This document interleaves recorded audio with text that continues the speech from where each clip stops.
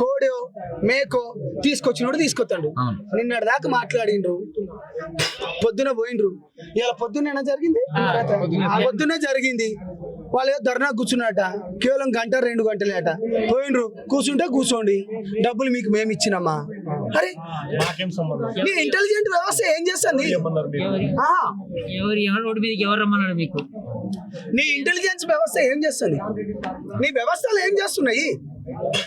ఇంత చదువుకున్నది ఎందుకు?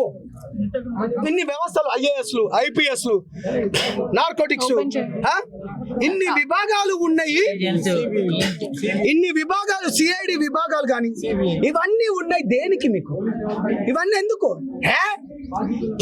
ఆటవిక రాజ్యం అయిపోయింది.